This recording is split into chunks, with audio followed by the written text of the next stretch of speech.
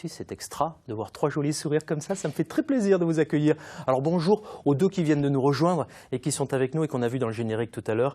Bonjour à Mélissa et Yasmine qui sont là. Bonjour les filles. Bonjour. Bienvenue. On peut se tutoyer tous les 3 ? Oui. Tous les 4, même tous les 5, tout le monde, parce qu'ils peuvent intervenir aussi, Fabien et Stéphanie.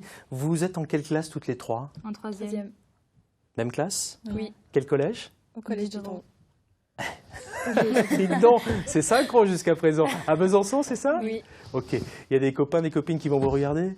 Forcément. On espère, hein. Donc, ils vont commenter, qui vont dire ah, elles étaient ceci, elles étaient cela. Donc, vous allez nous faire un joli sourire pour nous parler de quoi, les filles ? De l'hypersexualisation. Ouais, l'hypersexualisation. Ça représente quoi pour toi, Yasmine ? C'est le fait de donner un caractère à quelque chose qui n'en a pas à la base. Puis, Ouais. Quelles sont les raisons, à ton avis, de l'hypersexualisation ? je voulais en parler, enfin on voulait en parler, parce que c'est d'actualité, on le voit souvent sur les réseaux ou dans les médias, etc. Du coup, Puis ça touche tout le monde, surtout. oui, ça touche tout le monde. Hein ? Vous, ça vous parle aussi, Stéphanie, l'hypersexualisation ? Maître Fabien Kovac ? Oui, je pense qu'on a perdu un certain nombre de repères dans notre société aujourd'hui, à ce Ouais, niveau-là. c'est le moins qu'on puisse dire. Hein. Donc il y a un petit peu un brouillage des frontières, c'est ça, Yasmine ? Oui. Ouais. Un brouillage des frontières entre le monde enfant et mini-femme et mini-homme, du coup. D'accord. Toi, t'es quoi ? Toi, t'es une femme tout court ? J'espère. Mais tu vas le devenir, en tout cas, j'en suis sûr. J'en suis sûr. L'hypersexualisation, c'est aussi un phénomène, c'est le moins qu'on puisse dire, Mélissa. Oui, comme les enfants, par exemple à l'école primaire, ils portent un cartable, ensuite ils portent des sacs à main, la manière dont ils s'habillent, très sexy. Cosmétique aussi. Ouais, le cosmétique, Ouais. le maquillage. Vous vous maquillez toutes les 3 ? Non. Non ? D'accord. Bon, là, on vous a maquillé un peu pour la bonne cause. Hein. Voilà, parce que c'est vrai qu'en télé, il faut toujours un tout petit peu de poudre. Il y a l'attitude aussi, parfois. Ouais, l'attitude peut être très sexy aussi. Mhm. Parfois dès la fin de l'école primaire. Vous l'avez senti, vous, parce que vous êtes au collège, vous êtes des grandes maintenant. Je pense plus au lycée quand même. Ouais. Ouais, donc le lycée, c'est pour bientôt, là. Hein, parce que vous êtes en 3e. Tout le monde passe au lycée, là, les 3 ? Oui. Ouais, c'est super, déjà, félicitations. On a peut-être un rôle, nous aussi, les médias, tiens, puisque tu as envie de me parler, Yasmine, dans l'hypersexualisation. Ouais. Oui, donc les médias projettent... C'est nous, hein, les médias. C'est donc la télé, la radio, la presse, écrite, etc. Ils projettent une... comment dire ? Une image ? Une image de femme parfaite qu'un enfant voit et pense...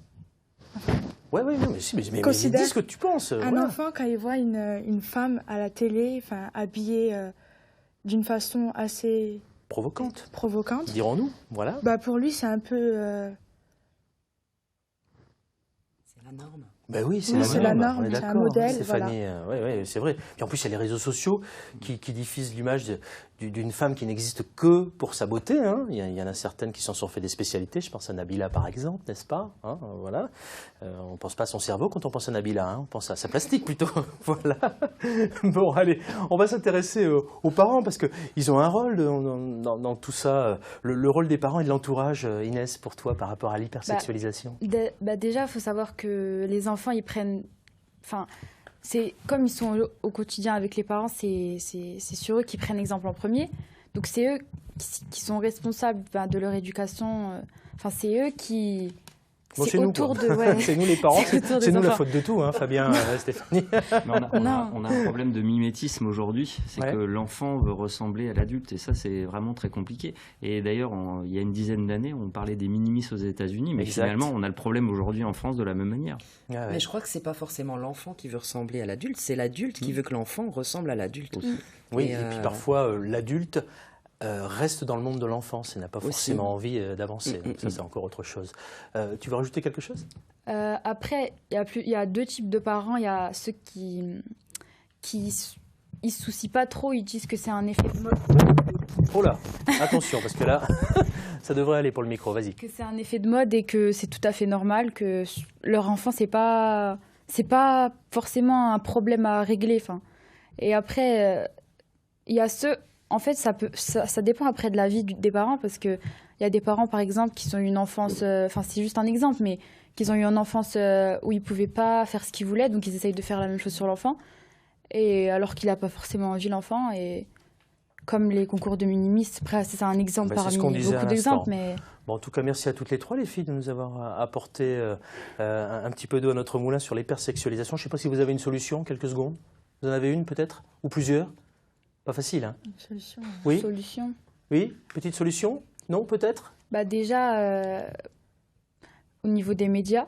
Ouais. Donc c'est nous qui sommes la faute de tout, c'est ça, hein, voilà. Mais après, ça dépend les médias. Enfin, France 3, je pense pas que c'est le principal acteur. Ouais, je pense que c'est tous les médias, oui. Je pense que c'est plus les magazines de mode et tout. Alors, moi, si je peux me permettre de vous donner un conseil, alors je dis les jeunes, c'est très prétentieux de dire ça, mais c'est pour nous tous. Hein. Je crois qu'il faut faire très attention parce que vous êtes une génération écran. Hein. C'est-à-dire que voilà, vous êtes nés avec les écrans. Hein. Stéphanie, vous savez ça. Hein. Fabien, le papa aussi connaît ça. Donc il faut prendre un petit peu de recul. Et c'est vrai que c'est à nous, parents, aux grands-parents, de dire il faut faire très attention. Prenez un peu de recul. Ne prenez pas pour argent comptant ce que vous voyez ou ce que vous entendez ou ce que vous lisez aussi. Hein. Donc voilà, ça c'est tous les médias